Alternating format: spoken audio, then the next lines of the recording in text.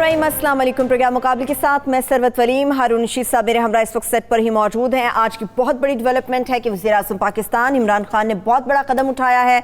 आटा चीनी बहरान पर FIA की जो तहकीकाती रिपोर्ट है वो आवाम के लिए जारी कर दी, यानी जो वादा किया उसको निभा दिया। अब कहा जा रहा है कि कमीशन की रिपोर्ट मंजर आम पर आएगी, जिसके बाद जो असल जिम्मेदार हैं उनके खिलाफ कार्रवाई की जाएगी और ये यकीन दहानी भी कराई गई है।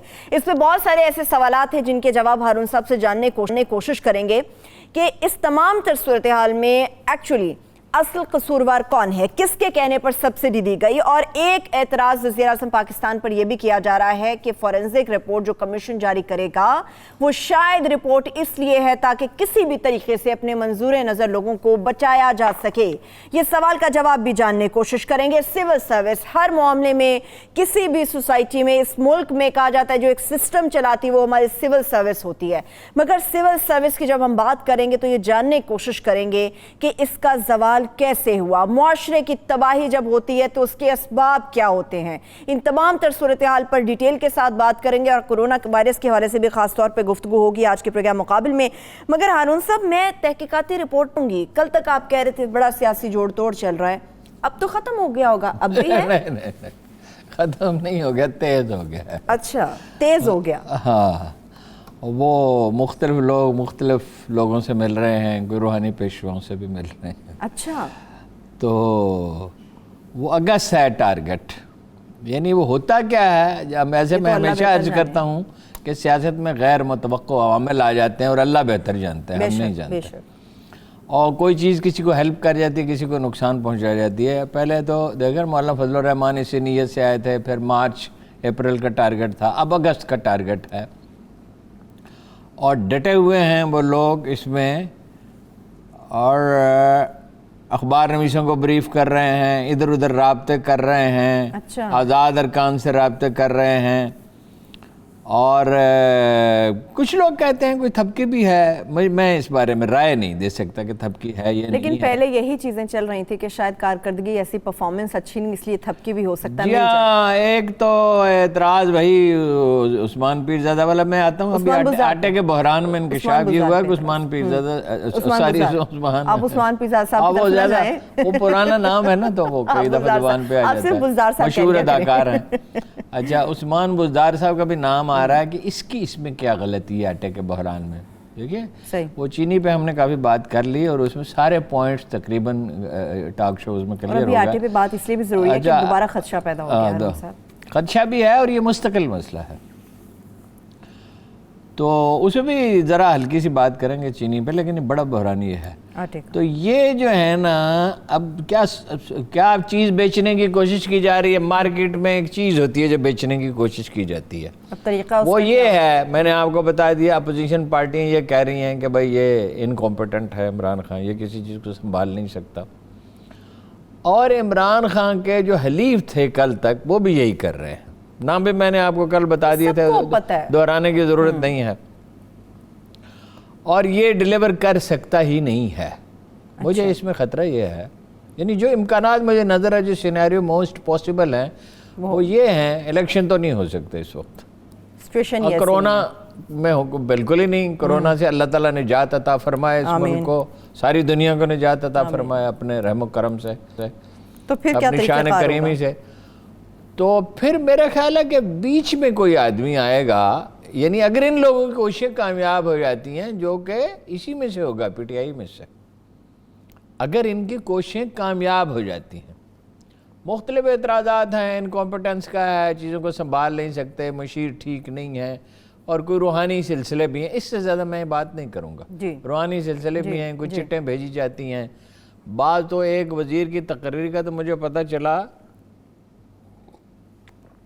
वो एक लाहौर में एक पीर साहब के कहने पे हुआ। एक और मशहूर आदमी भी था, और इस्लामाबाद के भी एक ये भी है कि ये देखिए, कारोबार सियासत जो है, ये दुनिया का जो भी निज़ाम है वो इस तरह नहीं चलता। दुनिया का निज़ाम मंतक और दलील पे चलता है, इसमें कोई शुबा नहीं है। जैसे हम हमेशा अक्सर कुरान की आयत दोहराते हैं कि जो जिया वो दलील से, जो हलाक हुआ वो दलील से हलाक हुआ, जो जिया वो दलील से जिया। जो चीज़ जिंदा रहती है उसके पीछे लॉजिक होती है, जो चीज़ खत्म हो जाती है उसका भी एक लॉजिक होता है। تو یہ ایک اعتراض ہے، لیکن بیچ میں غالباً کوئی آدمی آئے گا، پھر الیکشن ہوں گے کچھ عرصے کے بعد. لیکن ایک بات میں اپنی ذاتی رائے دینا چاہتا ہوں. جی جی جی. میری ذاتی رائے یہ ہے کہ کوئی بہتر نظام کے بغیر تبدیلی کی کوشش انتشار پیدا کرتی ہے. شاید اس وقت انتظار کیا جا رہا ہے ابھی. جی، اس انتشار پہ انسٹیبلٹی آئے گی. یعنی یہ تبدیلی اگر ہو تو بہتری کے لیے ہو نا. تبدیلی اگر اس لیے ہے کہ شہباز شریف صاحب کو لا کے بٹھا دیں، اس طرح کے کسی اور آدمی کو لا کے بٹھا دیں، یہ تو وہی سلسلہ شروع ہو جائے گا جو 58 سے پہلے تھا اور پھر 90s میں بھی جو جاری رہا. دیکھیے، اگر خواجہ ناظم الدین، تھوڑا سا آٹے کا کرائسس ہوا تھا جو 97 میں، اس سے زیادہ تھا، اب تو کم ہے. 97 میں تو بہت بڑا تھا، میں آپ کو بھی اس کی تفصیل بتاتا ہوں. ان کو قائد قلت کہہ کے نکال دیا گیا. One of the most decent people in politics, Khawaja Nazimuddin نہایت شریف انسان تھے. انہیں ان کے بارے میں کہا جاتا تھا انہیں کھانے کا ہوکا ہے، کھاتے چلے جاتے تھے. یہ تو کوئی ایسی بات نہیں ہے، نہایت معزز اور شریف انسان تھے. سہروردی کو نکال دیا، بوگرا کو نکال دیا، 3 بنگالی وزرائے اعظم کو نکالا. اگر ایسا نہ کرتے تو مشرقی پاکستان میں یہ نفرت کی جو لہر ہے وہ نہ بہتی ہوتی. چودھری محمد علی جیسے شریف آدمی کو نکال دیا جس پہ کبھی کوئی اعتراض نہ اس حکومت میں ہوا نہ بعد میں ہوا. اس کا ایک واقعہ لکھا ہے مختار مسعود نے کہ وہ اتوار کے دن انہوں نے اپنے گھر کابینہ کی میٹنگ بلا لی، فارغ وہ نہیں بیٹھ. چودھری محمد علی صاحب کا مسئلہ یہ تھا، من سے ملتا رہا، کچھ کرنے کے لیے وہ فارغ نہیں بیٹھتے تھے. کہتے تھے عمر بھر ایک بھی چھٹی نہیں کی. چھٹی ویسے کرنی چاہیے لیکن چودھری صاحب کا مزاج یہی تھا کہ چھٹی نہیں کرتے تھے. تو کھانے میں کچھ دیر ہوگی تھوڑی سی. کیبنٹ کے چند ممبر ہوتے ہیں، اتنی بڑی بڑی کیبنٹ 50-60 آدمیوں کیبنٹ نہیں ہوتی تھی یہ، اور کیبنٹ ہوتی ہے 8-10 آدمیوں کی. باقی تو ابھی تو اتنی وزارتیں نہ ہو تو کیبنٹ کہتے ہیں، مزہ ہی نہیں ہے کیبنٹ کا. اچھا، تو وہ اپنا جو ہے اتنے میں بیگم محمد علی نمودار ہوئی اور انہوں نے کابینہ سے کہا آؤ پر آؤ روٹی کھا لو. اچھا. اور ان کے ہاتھوں پہ آٹا لگا ہوا تھا، کچھ تاخیر ہو چکی تھی، ابھی انہوں نے ہاتھ نہیں دھوئے تھے. تو چودھری محمد علی نے صرف اتنا کہا باورچی تو ہے مگر بیگم محمد علی کو خود کھانا پکائے بغیر اطمینان نہیں ہو. یہ محمد علی ان کو نکال دیا. فیروز خانون نے گوادر کا علاقہ لے کے دیا. حضرات تصور کریں گوادر کے بغیر پاکستان کیا ہوتا. اور آج ابھی گوادر کے ساتھ ہی ہم کہاں پر کھڑے ہیں جی؟ 5 لاکھ پاؤنڈ میں 5 لاکھ پاؤنڈ میں کیا نیگوشیٹر تھا اور کیا اس نے فورسی کیا. اچھا، لوگوں کو نکالتے گئے. 90s میں یہی کھیل جاری رہا. اپنے تجربات سے بے نظیر آ رہی ہیں، بے نظیر جا رہی ہیں. نواز شریف آ رہے ہیں، نواز شریف جا رہے ہیں. ہیں جی، 2 باریاں لیں، پھر مارشلہ لگ گیا. اور پھر ٹینیور بھی پورے اور جو انتشار ہوتا ہے اس کا الٹیمیٹ انجام فوج یہ ہوتا ہے کہ فوج ٹیک اوور کرتی ہے. بالکل، ایک مارشلہ لگ جاتا ہے. اور جب فوج ٹیک اوور کرتی ہے تو کیا کرتا ہے؟ معاشرے کا سب سے چھچورا پولیٹیشین اس کے گھر جمع ہو جاتا ہے اور وہ سوشل فیبرک کو تباہ کرتا ہے. ایک تو ویسے ہی سوشل فیبرک کو بہت سے اور عوامل بھی تباہ کر رہے ہوتے ہیں. مگر اس میں ایک فیکٹر خوش آمدی سارے جمع ہو جاتے ہیں اور ظاہر ہے پہلے ہی اشرفیہ کی حالت خراب ہے. ابھی بھی تو خوش آمدی. تو بہرحال یہ سازشیں جاری ہیں اور جاری رہیں گی. جیسے جیسے کوئی ڈیولپمنٹ ہوتی جائے گی میرے علم میں آئے گا، میں آپ سے عرض کرتا رہوں گا.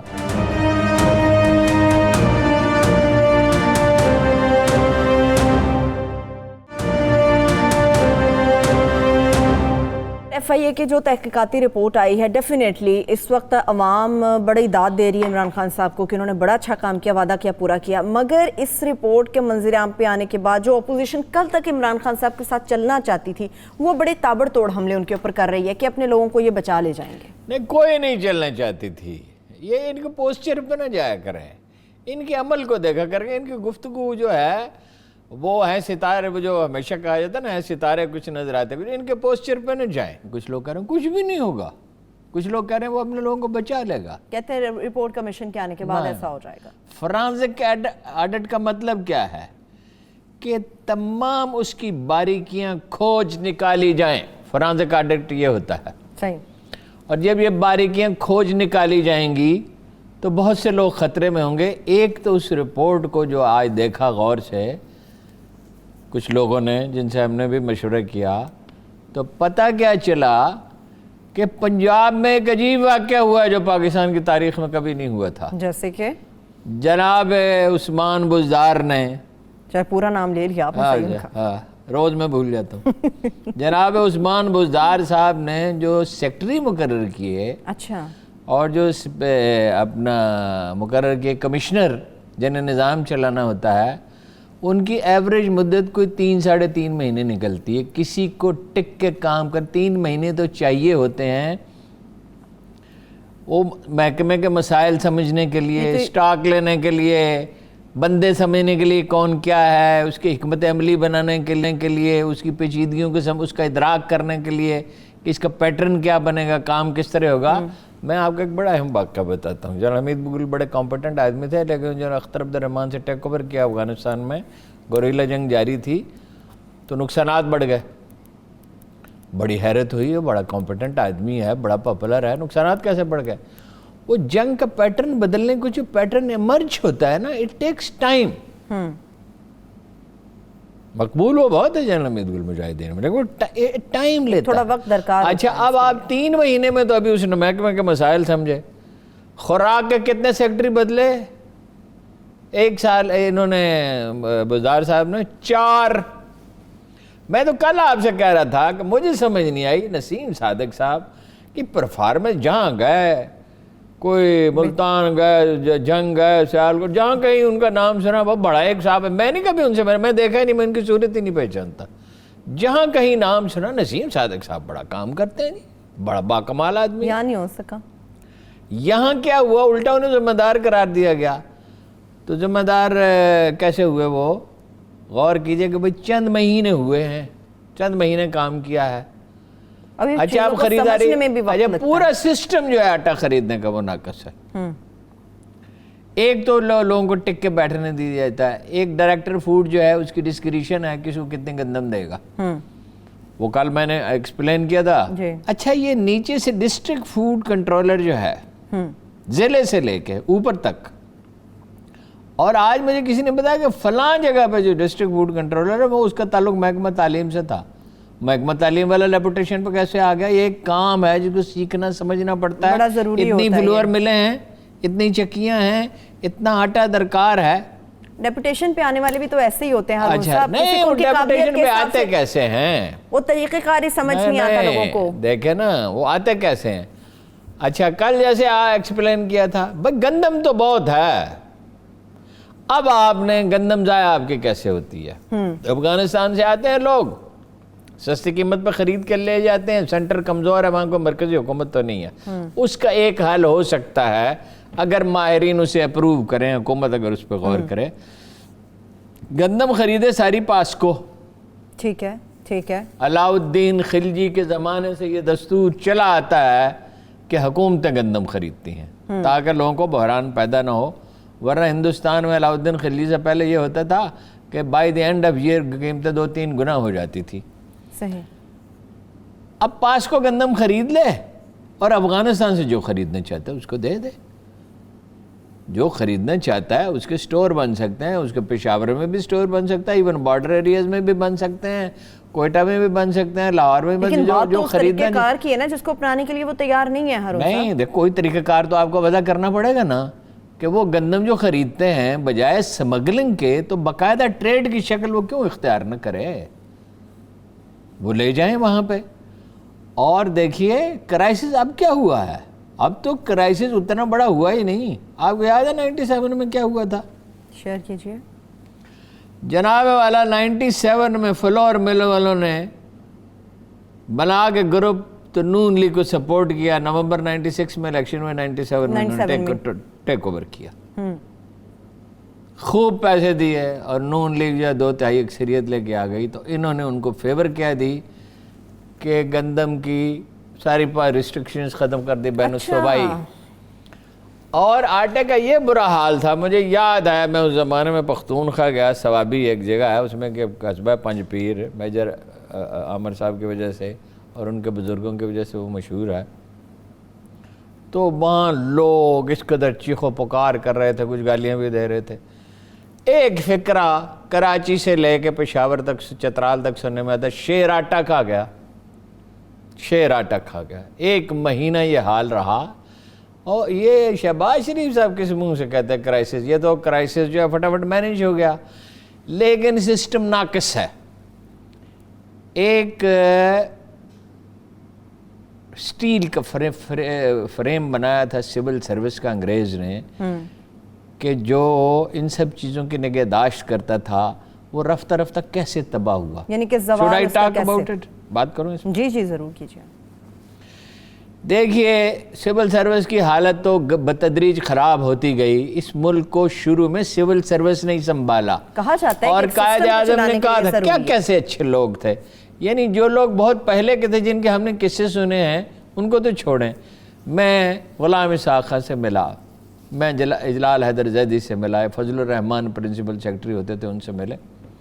ان کی معلومات پہ, ان کی معاملات پہ, گرفت پہ, ان کی مطالعے پہ انسان ششدر رہ جاتا تھا, ان کی سلیقہ مندی پہ.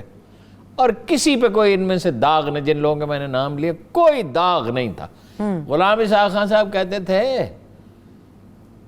اپنے بیٹا سے کہ ان کے داماد آتے تھے نا ملنے کے لیے, ایک صاحبزادہ تھا, 5 ان کی صاحبزادیاں تھیں, ان سے کہو ایوان صدر کے ٹیلی فون استعمال نہ کریں. اچھا, صاحبزادے جو تھے وہ آتے تھے, کوئی کام کہتے تھے سیکرٹری سے ڈرتے ڈرتے, تو وہ کہتے تھے صاحبزادے سے کہو پیسے دے.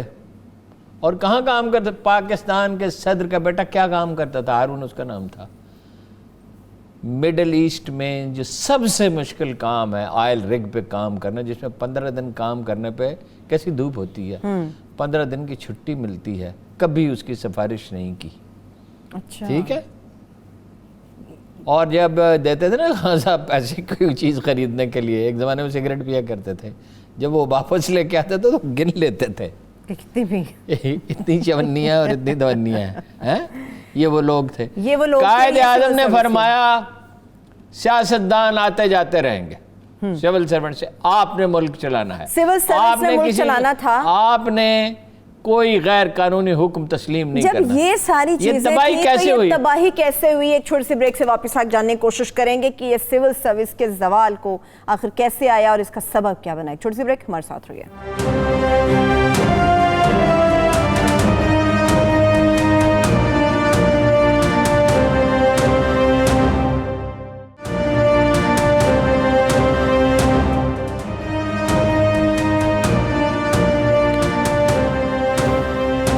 بریک کے بعد ایک بار پھر سے پروگرام میں ہم آپ کو خوش آمدید کہیں گے. یہ سول سرونٹس ہیں جنہوں نے اس ملک کو چلانا ہے, سیاستدان تو آتے جاتے رہیں گے, مگر اب وہ سول سرونٹس تو نہیں ہمیں نظر آتے. ان سول سرونٹس نے اس ملک کو سنبھالا جس کے پاس کچھ تھا ہی نہیں, جو خالی ہاتھ تھا. یعنی ایک ایسا ملک تھا جس کے پاس ذمہ داریاں تو تھیں, وسائل کوئی نہیں تھے.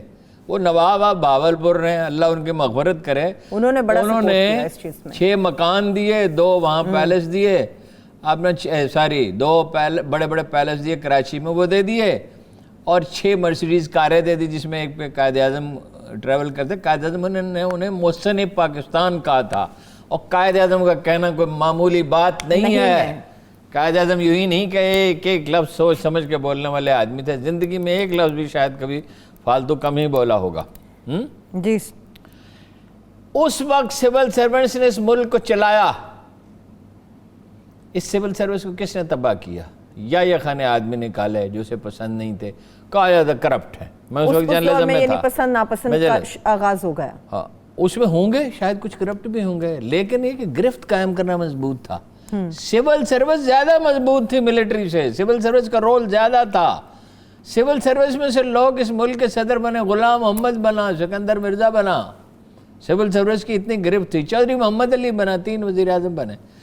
یہ کیسے ہوتا گیا؟ سول سروس کو کمزور کرتے گئے حکمران. یا خان نے نکالے بندے, اور ہوتے تھے, ہم ان کی پریس کانفرنسوں میں جاتے تھے کہ جی کوئی تحقیقات ہونی, یہ یک طرف. یہ کیسے نکال دے کہ ماشاء اللہ کے آرڈر کے تحت نکال دیا. انہوں نے کتنے نکالے؟ بھٹو صاحب نے 1400 آدمی. 1400, وہ بھی پسند بھیا ناپسند قلم پہ.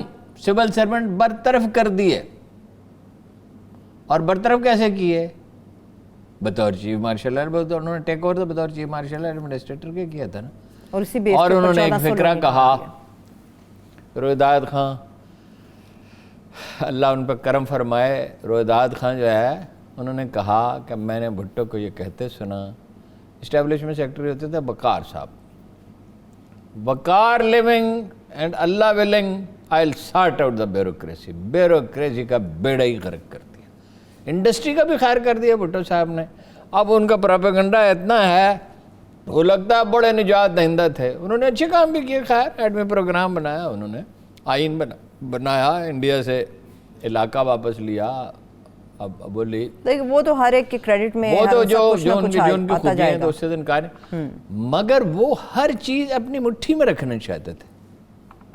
کبھی ان میں نپولین کی جھلک نظر آتی تھی، کبھی کمیونسٹ لیڈروں کی جھلک نظر آتی. آپ کو پتا ہے انہوں نے وزیروں کو پابند کر دیا اس طرح کے کپڑے پہنے. وہ ایک عجیب و غریب سا سوٹ تھا، ہاں جی، یہاں پہ اس پہ کڑھائی ہوتی تھی، وہ موجودوں کی پیروی میں چینیوں کی. کبھی وہ کمیونسٹ لیڈر بننے کا شوق جاگ اٹھتا تھا، کبھی ان میں نپولین زندہ ہو جاتا تھا. کبھی بڑے جمہوری جب آئین بنا رہے تھے تو سب کے ساتھ بات کی. جب شملہ مذاکرات کے لیے گئے تو تمام لیڈروں نے انہیں خدا حافظ کہا سوائے ایئر مارشل اظہر خان کے. باقی سب لوگوں نے میاں طویل جماعت اسلامی کے امیر سمیت ہر شخص نے انہیں لاہور کے ہوائی اڈے پہ خدا حافظ کہا. انہوں نے لیٹرل انٹری کی ایک سکیم رائج کی کہ کسی کو بھی کوئی عہدہ دے دے وزیر اعظم بنا قابلیت دیکھے. مطلب یہ ان کی مرضی ہے، ان کے خیال میں ایک آدمی بہت قابل ہے اس کو دے دیا. اچھا، اسی کے زمانے میں پارٹی کے ورکروں کو فیکٹری میں نوکریاں دی گئیں. یہ راشن چینی کا اور آٹے کا، یہ بڑا چینی کا خاص طور پر پیپلز پارٹی کے اوپر بہت الزام آتا ہے یہ. اور یہ تباہی کے پھر بے نظیر نے جو رہی صحیح کثری اسٹیل مل میں وہ پوری کر دی. پھر جو بجلی کے کارخانے لگائے. اب جب اعتراض کیا جاتا ہے تو کہتے ہیں جی وہ شہید ہیں. محترمہ دیکھو قتل تو قتل ناحق ہے، کسی کو بھی مارا جائے تو ان کے پیروکار اگر انہیں شہید کہتے ہیں تو ظاہر ہے اس پہ اعتراض نہیں ہونے چاہیے. لیکن بجلی کا جو عذاب ہم پہ ٹوٹا ہوا ہے، جس کے ہم کا بھی بل پورا ادا حکومت کر ہی نہیں سکتی، وہ بگاڑ ہیں. پھر انہوں نے کنٹینیو کیا. اچھا، پھر کوئی سول سروس سنبھلنے بھٹو صاحب نے کانسٹیٹیوشنل کور ہی ختم کر دیا، جس کو چاہیں برطرف کر دو. پروموشن کا بھی ڈسکریشن وزیر اعظم استعمال بہت بے دردی سے کرنے لگے. جو کسر باقی رہ گئی تھی وہ شریف خاندان نے پوری کر دی. انہوں نے کیا کیا کہ انہوں نے کہا جو آدمی اشارہ ابرو پہ کام کرتا ہے وہ ٹھیک ہے، جو اشارہ ابرو پہ کام نہیں کرتا وہ بیکار ہے. جو کوئی دلیل دے کہے سر، مثلا وہ ایک سکرین تھی کہ کسی چیز کی کوئی بنا رہے تھے تھیٹر، تو اوریہ نے کہہ دیا، اوریہ مقبول جان نے کہ یہ مناسب نہیں ہے. اچھا، تو انہوں نے کہا میں جو آپ سے کہہ رہا ہوں. تو اس نے بڑا تلخ جواب دیا. اس نے کہا یہ آپ کے ملک ہے یا حکومت کے ملک ہے؟ یہ ایک خاص ڈگری ٹیمپریچر چاہیے اور یہ چاہیے. اور انہوں نے کہا ہم نے ڈوئرز کی ایک ٹیم بنانی جو نتیجہ نکالے. بھائی نتیجہ کیا نکالیں؟ کمپیٹنٹ آدمی نتیجہ نکال دے، جو رولز کی پابندی، معاشرے کی بقا تو رولز کی پابندی میں ہے. ہارون صاحب اس بات کی کیا گارنٹی ہے؟ میں اسی اعتراض کی طرف آپ کا اشارہ لے کر چلوں گی کہ کہہ رہے ہیں کہ فورنزک ایڈٹ کی رپورٹ جب آئے گی تو جو لوگ منظور نظر ہیں ان کو بچا لیا جائے گا، اسی لیے کہا گیا ہے کہ وہ رپورٹ آنے کے بعد کارروائی ہوگی. It is irreversible. اگر یہ کرنا ہوتا، یہ رپورٹ چھاپتے نے، وہ ثانیہ ماڈل ٹاؤن کی رپورٹ چھاپ دی تھی شہباز شریف صاحب نے. اگر یہ کرنا ہوتا، ویسے لوگ معاشرے میں مایوسی بہت ہے، لوگ کہہ رہے ہیں کچھ بھی نہیں ہوگا. تو اگر کچھ بھی نہیں ہونا تھا تو رپورٹ چھاپی کیوں ہے؟ سانحہ ساہیوال پہ کیا ہو گیا؟ مجھے یہ بتا دیں ہارون صاحب، اس پہ کیا ہو گیا؟ سانحہ ساہیوال کا مجھے پتہ نہیں ہے کیا ہوا. اس میں کوئی تاریک راز ہے، کہیں کوئی ایسی چیز ہے جو ہم اخبار نویس معلوم نہیں کر سکے، اور کسی کو معلوم ہے، مجھے معلوم نہیں ہے. یہ اس میں تو کچھ گردنیں لڑکیں گی، گردنیں فزیکل معنوں میں نہیں، کچھ لوگ جو ہیں وہ معتوب ہوں گے اور کچھ لوگ سزا پائیں گے. اور مجھے خدشہ ہے کہ طاقتور گردنیں محفوظ رہ جائیں گی. میرا نہیں خیال، میرا خیال ہے اس کے برعکس ہوگا. کچھ لوگ پیچھے ہٹیں گے اور کچھ تبدیلیاں کرنی پڑیں گی. مگر میں انسسٹ اس بات پہ کروں گا کہ سول سروس کا ڈھانچہ مضبوط کریں، اسے آئینی تحفظ دیں، اس کو قانون کے دائرے میں. چیک اینڈ بیلنس کا نظام تو سخت ہونا چاہیے، کام کرنے کی آزادی دیں. افسروں کو آپ کام کرنے نہیں دیتے. یہ جو پولیس ہے، میں بار بار آپ سے ایک سوال کرتا ہوں، یہ موٹر وے پہ کیسے ٹھیک کام کرتی ہے؟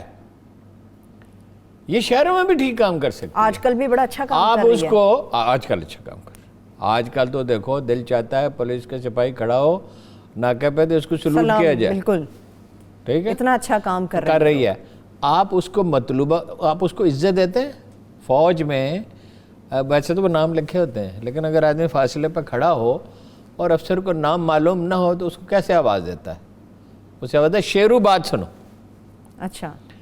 اور تھانے میں کسی کو آواز دینی تو کیسے آواز دیتے ہیں؟ او ملازم کو بلاؤ. جب عزت نفسی نہ ہو تو پھر کیا کیریکٹر کس چیز سے بنتا ہے؟ قائد اعظم ایک فقرہ کہتے تھے، what is character? It is self respect. جب وہی نہیں رہے رسپیکٹ گی، بلکہ کہنا چاہیے رسپیکٹ. جب وہی نہیں رہے گی جب تو لوگوں پھر کی عزت نہیں کی جائے گی، ان کی حوصلہ افزائی نہیں کی جائے گی، اچھے کام پہ داد نہیں دی جائے گی. تقرر یہ آپ نے دیکھا نا ریسنٹلی ایک پولیس افسر کا قصہ جس نے لوگوں کو قتل کیا، جو محفلیں برپا کرتا تھا اور جو بھاگ گیا. یہ گندگی کیسے پھیلتی چلی جاتی ہے. سفارش سے تقرر ہوتا ہے. ایک دفعہ ڈاکٹر شعیب سٹل صاحب کے پاس میں بیٹھا تھا، ان کو پولیس والے اپنا پیر مانتے ہیں. پہلے ویسے اگر کہا جائے تو یہ درست بھی ہے، پہلے پی ایچ ڈی ہیں، اقوام متحدہ کے اسسٹنٹ سیکرٹری جنرل منتخب ہو گئے تھے، جوائن نہیں کیا تھا. اور ترکی پولیس بھی ان سے مشورہ کرتی ہے، جاپنیز پولیس بھی کرتی ہے، برٹش پولیس بھی کرتی ہے دنیا بھر میں. تو ایس ایس پی آیا تو وہ نیاز مندی سے ملتے ہیں جیسے ٹاپ پروفیشنلز کو. تو انہوں نے کہا سناؤ بھائی. اس نے کہا سر میں کیا کروں. پھر اس نے 12-13 تھانے گنے کا، فلاں تھانے دار فلاں کی سفارش پہ لگا، فلاں فلاں کی سفارش پہ لگا، فلاں فلاں کی سفارش پہ لگا، فلاں فلاں سارے گندے کے. اس کے بعد میں کیا کروں؟ اچھا. وہ خاموش ہو گیا، ہنس پڑے. سفارش سے تقرر پنجاب پولیس میں عمران خان کی بڑی غلطیوں میں سے ایک یہ پنجاب پولیس کی اصلاح نہیں کی. اور پختونخوا میں پٹوار کو ٹھیک کر دیا تھا، یہاں پٹوار کی اصلاح نہیں کی. حالانکہ وہ ماڈل لے کے آنا چاہ رہے تھے. اصلاح ہونے میں ہمیشہ یہ بات کہتا رہتا ہوں، اصلاح ہونے میں وقت لگتا ہے، مگر طریقہ کار بگننگ ہی نہیں کی. طریقہ کار ہی نہیں ہے ان کے پاس، بگننگ ہی نہیں کی. اچھا یہ جو پولیس جو ہے جب وہ آزادی کے ساتھ کام کر سکتی ہے، سول سروس آزادی کے ساتھ کام کر سکتی ہے. آپ کے ساتھ جب ڈپٹی کمشنر حمزہ صاحب لگاتے ہوں، اور اب بھی ایسے افسر ہیں بالکل، اور سب جانتے ہیں کہ کس کے کہنے پہ لگتے ہیں. ابھی ذرا بریک کی طرف چلتے ہیں ہارون صاحب، ایک بریک کی طرف چلتے ہیں، بریک سے واپس آئیں گے، گفتگو یہیں سے آگے بڑھے گی. مگر اس کے ساتھ ساتھ ہارون صاحب جس طرح کے حقائق ہمارے سامنے رکھ رہے ہیں تو یقینی طور پہ جس معاشرے میں آپ ہم سب لوگ رہتے ہیں، اس کی تباہی کے کیا اسباب بھی ہیں یہ بھی جاننے کی کوشش کریں گے. اور اس کے ساتھ ساتھ اس وقت جو ایک جنگ کسی صورتحال ہے، کرونا وائرس کا شکار پوری دنیا کا تقریباً ہر ملک ہے جو اس وائرس سے لڑ رہا ہے. پاکستان میں اس کے کیسز بھی بڑھ رہے ہیں، مگر پاکستان میں بھرپور طریقے کے ساتھ اس وائرس سے نجات کے لیے کوششیں بھی کی جا رہی ہیں. بریک سے واپس آئیں گے، جاننے کی کوشش کریں گے کہ کس حد تک کامیابی حاصل ہو سکی ہے. Stay with us.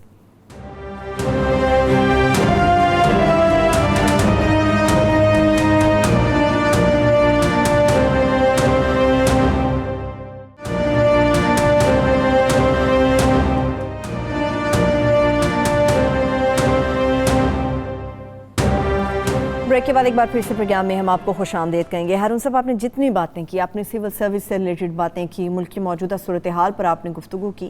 جس معاشرے میں ہم سب لوگ رہتے ہیں، ہم ہمیشہ کہتے ہیں کہ اس کو مضبوط ہونا چاہیے، بہتر ہونا چاہیے، لیکن ہم ایک دلدل ہے تباہی کی جس کے اندر صرف دھنستے چلے جاتے ہیں. کیا تباہی کے اسباب یہی ہوتے ہیں جس کی وجہ سے کوئی معاشرہ زوال پذیر ہوتا ہے؟ دیکھیے، معاشرے کے زوال کے اسباب تو ایک لمبی بحث ہے نا، میں اس کو بالکل مختصر ترین الفاظ میں بیان کرنے کی کوشش کرتا ہوں. معاشرہ وہ ہوتا ہے جو تعلیم یافتہ ہو، جس میں حریت فکر ہو، یعنی انسان آزادی کے ساتھ سوچے اور قانون کی پابندی کریں. یہ دو چیزیں پیرالل ہیں، یعنی آزادی بھی ہو اور ڈسپلن بھی ہو، حریت فکر بھی ہو اور سوال اٹھانے پہ کوئی پابندی نہ ہو. یہ جو ہمارے ہاں شور و غوغا مچ جاتا ہے نا کہ فلاں نے یہ کہہ دیا نہیں، کوئی بات نہیں، دلیل سے جواب دینا چاہیے. جب تعلیم آپ نے معاشرے کو دی نہیں، صدیوں کی ملوکیت ہے، ہزاروں برس کی ملوکیت ہے اور جاگیردارانہ نظام ہے اور دبا ہوا آدمی ہے جو صرف سروائیول کے لیے جیتا ہے، اور جو اشرافیہ ہے درجہ بدرجہ، middle class, upper middle class, جاگیردار، صنعت کار، وہ منمانی کرتا ہے. اور اپنے رسوخ سے فائدہ اٹھاتا ہے اور حکومت اس کی سرپرستی کرتی ہے.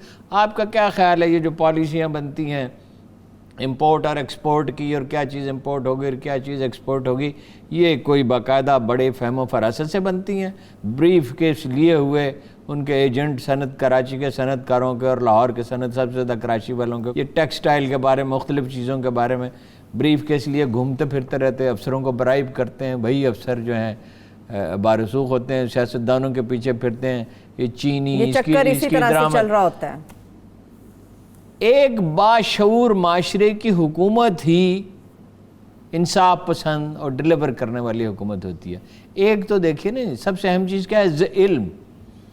معاشرے نے علم کو کھو دیا. غزالی نے کہا تھا اگر حجام نہ ہو نا شہر میں یا طبیب نہ ہو اور وہ سارے غیر مسلم وہاں داخل ہو جائیں تو مسلم معاشرہ خطرے میں ہے. یہ معاشرے کا فرض ہے کہ وہ اپنے طبیب پیدا کرے. حتیٰ کہ حجام کا لفظ استعمال، حجام بھی. تعلیم ہے نہیں، آپ کی یونیورسٹیاں ناکارہ ہیں، آپ کا کالج ناکارہ ہیں. $20 بلین انڈیا کماتا ہے آئی ٹی سے. ہمارے لڑکے ان سے بدرجہ بہتر ہیں. میں سوچ سمجھ کے کہہ رہا ہوں بہتر ہیں. میں نے دیکھا ہے لڑکوں کو کام پتہ ہے. یہ آپ نے 1990 میں لوگ آئے انگلینڈ سے نوجوان، انہوں نے کہا آئی ٹی کا دور شروع ہو گیا، اس کی پلاننگ کریں. یہی مہاتیر نے عمران خان سے کہا تھا آئی ٹی اور الیکٹرانکس اور یہ اور وہ، اور اس نے کہا ہم نے تو اسمبلنگ سے شروع کیا تھا. یہاں جو حکمران خاندان تھا، بار بار میں کیا ان کا نام لوں، انہوں نے کہا ہمارا حصہ کیا ہوگا. آپ 1990 میں 6 مہینے سے لے کے اور 4 سال یا 6 سال کے کورس شروع کرتے تو آج سوچئے کہاں پہ کھڑے ہوتے ہیں. تو آپ وہ $40 بلین کما رہے ہیں تو $10 بلین آپ بھی 20 وہ کما رہے تھے. $10 بلین آپ کما رہے ہوتے. آپ کے لوگوں کی کیپیسٹی بہت جائیے. دس از ون آف دی دنیا کی 7 ذہین ترین قوموں میں سے ایک قوم ہے. ٹھیک ہے. تعلیم نہیں ہے. تعلیم کون سی نہیں ہے؟ نہ قرآن کی تعلیم ہے، یہ پختونخوا میں قرآن کا ترجمہ رائج کیا ہے. نہ حدیث کی تعلیم. رسول اللہ نے فرمایا 2 چیزیں ہیں تو میں چھوڑے جاتا ہوں، قرآن ایک میرا طریقہ، سنت. تو سنت کیا ہے؟ حدیث. ہاں جی. ایک قامدی صاحب کو یہ بات سمجھ میں نہیں آتی، باقی سب کو سمجھ میں آتی. اور سیرت آپ پڑھتے ہیں آپ کو سمجھ میں آنے لگتی ہے. پھر ہمارے قدیم علوم ہیں وہ تو اپنی جگہ پہ، مگر جدید علوم ٹیکنالوجی یہ بیل گاڑی کی دنیا نہیں ہے، یہ گھوڑے اور اونٹ کی دنیا نہیں ہے، یہ ہوائی جہاز اور کمپیوٹر کی بھی اب دنیا نہیں رہی، یہ سپر کمپیوٹر کی دنیا، یہ نینو ٹیکنالوجی کی دنیا ہے. وقت کے تقاضوں کو پورا کرنا. اور نینو ٹیکنالوجی کا واحد کالج کس نے بنایا ہے؟ لوگ کہتے ہیں آپ ان کا نام بہت لیتے ہیں. ڈاکٹر امجد ثاقب نے فیصل آباد میں نینو ٹیکنالوجی کا، وہ جیپنیز کاکوز کا نام ہے. وہ کہتا ہے کہ نینو ٹیکنالوجی کا اس عروج کو پہنچے گی کہ ہاتھ میں پکڑے ہوئے برگر کو آپ چاہیں تو بچہ بنا دیں. آپ جو دیکھو جی دنیا بدل رہی ہے، آپ جدید علوم حاصل نہیں کر رہے. میں بار بار جناب علی بن عثمان حجویری کا ایک قول دہراتا ہوں کہ تمام علوم سے اتنا تو حاصل کر لو کہ اللہ کو پہچان سکو. اب آپ کو جو آپ کے کوئی ڈھنگ کی یونیورسٹی نہیں، کالج نہیں، آپ وہ آدمی پیدا نہیں کر رہے. ایک لڑکا جاتا ہے نا آسٹریلیا میں، جو بچے پڑھتے ہیں اپنا ہالینڈ میں پڑھتے ہیں، کینیڈا میں، امریکہ میں، بعض بچوں سے ہمارا رابطہ رہتا ہے، ایسی بات خیر خیریت پوچھنے کے لیے فون کرتے ہیں یا کچھ چیزوں میں انٹرسٹڈ ہوتے ہیں. پتہ چلتا ہے سویرے 6 بجے 7 بجے اٹھ کے تیار ہونا شروع ہوتے ہیں، 8 بجے یونیورسٹی پہنچتے ہیں، رات گئے تک پڑھتے ہیں. لائبریری 24 گھنٹے کھلی رہتی ہے، اور فکر ایسی سوار ہوتی ہے، کھانا پینا بھولے جائے. کہ اسٹوڈنٹ سے میں کہتا تو اللہ کے بندے وہ کچھ کھا پی بھی لیا کر. تو وہ کھانے پینے کے اس کو بھولا ہوتا تھا. کہتے سر سویرے پریزنٹیشن ہے، میں جاگ رہا ہوں. ہاں جی. صبح جاتے ہوئے کوئی ایک ابلا ہوا انڈا کھا لوں گا، ایک دودھ کی پیالی پی لوں گا، اور راستے میں کچھ کھا لوں گا برگر لے کے. مگر یہ ہے کہ دیکھیے دگنی محنت 3 گنا وہ محنت کرتا ہے. یہ کیوں نہیں کر سکتا؟ آپ کا فوجی کر سکتا ہے. آپ کا فوجی جو ہے اس کو بھوکا پیاسے جنگل میں چھوڑ دیا جاتا ہے 200 کلومیٹر کر کے بھی رہتا ہے. بالکل وہی، اس لیے وہ اچھی فوج میں. یہی آپ کا پولیس والا ہو سکتا ہے، یہی آپ کا اسٹوڈنٹ ہو سکتا ہے، یہی آپ کا ٹیچر ہو سکتا ہے. میں ایک دفعہ یہاں ایک ٹیچر تھا کسی یونیورسٹی میں، میں اشارہ نہیں کروں گا کیا وہ تھا کسی یونیورسٹی میں، تو وہ ایک موضوع پہ تقریر کر رہا تھا. مجھے اتنا صدمہ ہوا، میں نے کہا یہ آپ کی معلومات ہے، آپ پروفیسر ہیں؟ اور آپ بچوں کو یہ پڑھاتے ہیں یونیورسٹی میں. تو اس کے ساتھ ایک آدمی بیٹھا ہوا تھا, اس نے کہا اس سے بھی بدتر. یہ تو آپ کے سامنے تھوڑا سا محتاط ہے. اچھا یہ نہیں کہ اس میں پوٹینشیل نہیں تھا, آپ لوگوں کو پڑھاتے سکھاتے نہیں. یہاں ہمارے پاس 2 پروفیسر ہیں پنجاب یونیورسٹی میں, ایک پنجاب یونیورسٹی میں, ایک شاید اور یونیورسٹی میں, جن کو ایرانی حکومت نے یہ اپنا فیلوشپ دی ہے تہران یونیورسٹی کی, اور اس کے الفاظ پڑھ کے میں دنگ رہ گیا. رات میں نے پڑھی وہ کہ آپ نے فارسی زبان و ادب کی جو خدمت کی ہے, اور اس کے نتیجے میں آپ کے احترام میں آپ کو ہمیشہ کے لیے فیلوشپ دی جاتی ہے, جس کو کہا جاتا ہے کہ یہ ایران کا سب سے بڑا اعزاز ہے, اس سے بڑا تمغہ کوئی نہیں. تو لوگ تو ہیں, اور جس آدمی کو یہ سند ملی وہ ایک بچہ تھا یتیم, 8ویں میں پڑھتا تھا, تو والد اس کے فوت ہو گئے. کھیتی باڑی خود کر کے اس نے 8ویں کا امتحان پاس کیا, 10ویں کا کیا, کالج کا کیا, یونیورسٹی کا کیا, اور تہران سے جا کے پی ایچ ڈی کی. اور اس کے ساتھی کہتے ہیں کہ جب یہ ایرانیوں سے فارسی میں بات کر رہا ہوتا ہے تو ہم حیرت زدہ رہ جاتے ہیں کہ یہ ان سے زیادہ فلوئنٹ ہوتا ہے. کیا بات ہے, ان سے زیادہ اچھی بات. میں نے فن لینڈ میں, جہاں پہ یہ دنیا کی بڑی کمپنیوں میں سے ایک کمپنی ہے موبائل فون بنانے والی, 20 سال پہلے میری اس کی بات ہوئی. میں نے اس سے کہا موبائل فون بنانے کے لیے کتنے انجینئر چاہیے؟ اس نے کہا 70. ہم وہ 70 انجینئر جمع نہیں کر سکے, $5-7 بلین کھو دیے. چین نے اسی اسنا میں بنایا, صحیح, کوریا نے بنایا, اور بہت سے ملکوں نے بنایا, اور انڈیا بنا رہا ہے, اور امریکہ برآمد کرنے کی تیاری کر رہا ہے. اس چیز کے لیے آگے بڑھنا ہوگا. ہم میزائل بنا سکتے ہیں اسٹیٹ آف دی آرٹ, تو یہ کیوں نہیں, اور بم بنا سکتے ہیں, اور ہم سے کار نہیں بنتی. ہم اپنا فزکس میں اور کیمسٹری میں کوئی باکمال لوگ پیدا نہیں کرتے. کیوں نہیں کرتے؟ ایک لڑکا آیا اقبال کے پاس, انہوں نے یو امیجن اٹ, پہلے ایٹم بم کا تجربہ نہیں ہوا تھا. علامہ اقبال 1938 میں ان کا انتقال ہوا ہے. انہوں نے کہا ہے ترکی جاؤ, فلاں لائبریری میں جاؤ, وہاں کچھ مواد ہے, اگر تم اسے پڑھو تو تمہیں جوہری بم بنانے کا شاید نسخہ مل جائے. میں نے کتنے لڑکوں کو دیکھا ہے کہ جن کو انکریج کیا جاتا ہے, جرمنی میں جا کے پڑھتے ہیں یا فرانس میں, یا آپ کو پتہ ہے کہ پاکستانی پائلٹ جو ہے وہ 2nd بیسٹ اسرائیلی ہے, اور اس سے 40% ٹائم میں یہ اپنی تربیت مکمل کر لیتا. بالکل آپ کے علم میں ہے کہ فرانسیسی زبان میں یورپینز جو ہیں ان کی ڈگری 2 سال میں مکمل ہوتی ہے, اور پاکستانی کی 1 سال. پاکستانی ٹیلنٹڈ لوگ ہیں, لیکن نکھارنے کی بات ہے, مگر کوئی ڈائریکشن, کوئی سمت نہ. آپ نے تعلیم کے لیے بجٹ, شہباز شریف سب بڑے بنتے ہیں, 20% سے زیادہ تعلیم کا بجٹ کبھی خرچ نہیں کیا, ہیلتھ کا بھی 20% سے, اس لیے یہ حالات صاف پانی کا بندوبست نہیں کیا. تعلیم چابی ہے ترقی کی, اور اس کے ساتھ اخلاقی تربیت. جب تعلیم عام ہوتی ہے, اور اخلاقی تربیت کیا ہے, یہ جو قرآن مجید کا ترجمہ پڑھانا شروع کیا, تھوڑی سی سیرت پڑھائیں, کوئی کتابوں کے انبار لادنے کی ضرورت نہیں ہے.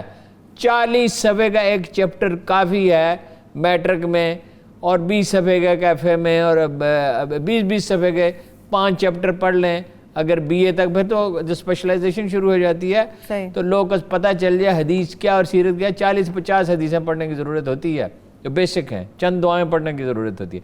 آپ دین کا نہ علم ہے. کیا کہا تھا, بار بار مجھے غالب کا شعر یاد آتا ہے کہ